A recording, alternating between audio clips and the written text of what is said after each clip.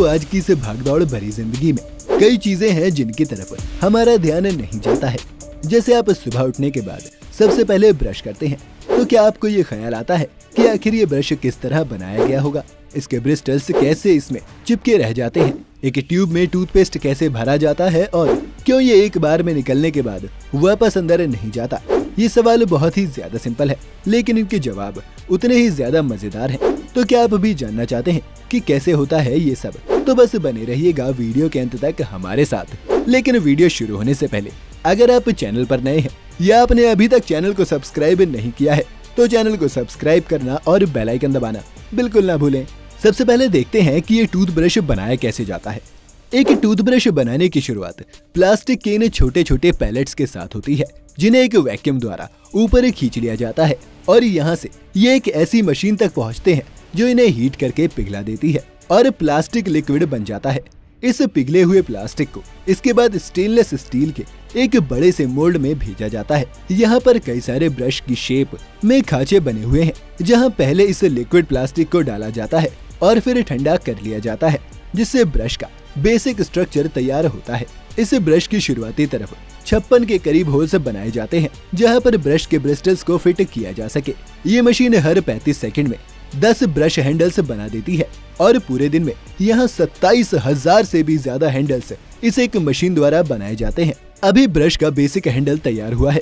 इसे और ज्यादा अट्रैक्टिव बनाने के लिए अब ब्लू कलर की रबर पैलेट्स को पिघलाकर पिछले हैंडल्स के साथ मोल्डिंग मशीन में डाला जाता है, जिसके बाद इस रबर को इन हैंडल्स पर प्रेस किया जाता है ताकि हैंडल के ऊपर एक रबर ग्रिप बन जाए। इसके बाद एक सेमी क्लियर प्लास्टिक को मेल्ट करने के बाद एक और तरह की ग्रिप तैयार की जाती है, जो इस रबर ग्रिप के ऊपर लगाई जाती है ताकि ये ब्रश सॉफ्ट रहे।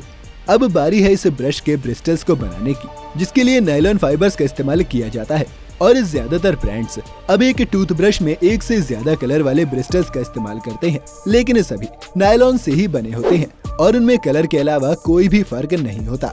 इन ब्रिस्टल्स को ब्रश में लगाने के लिए सबसे पहले एक मशीन 22 से 24 ब्रिस्टल्स के एक ग्रुप को अलग कर लेती है। हर ग्रुप को एक अलग होल में लगना है और अगर 56 होल है तो करीब 1300 ब्रिस्टल्स एक ब्रश में लगाए जाएंगे।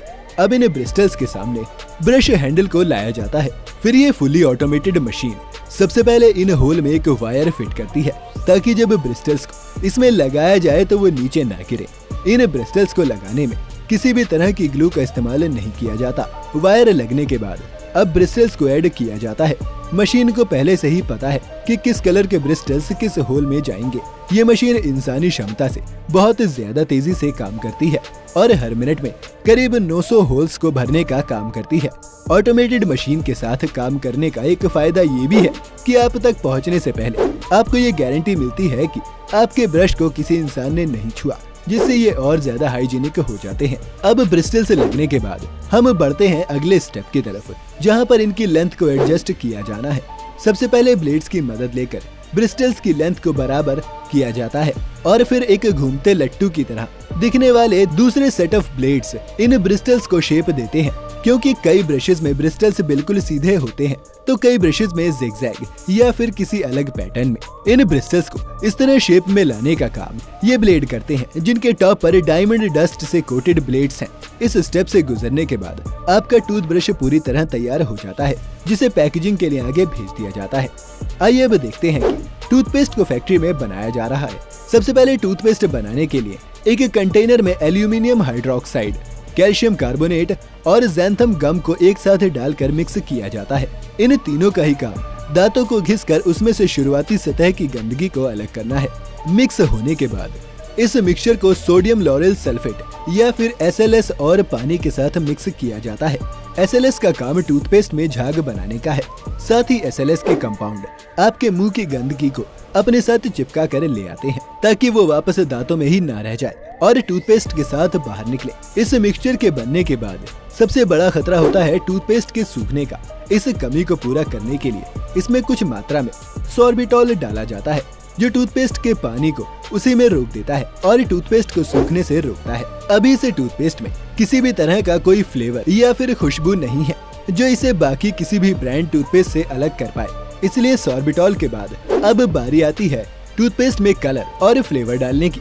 कई तरह के कलर पिगमेंट्स और फ्लेवर्स एसेंशियल ऑयल्स को ऐड करके टूथपेस्ट में डाले जाते हैं, जो अलग अलग टूथपेस्ट को अपना अनूठा टेस्ट देते हैं।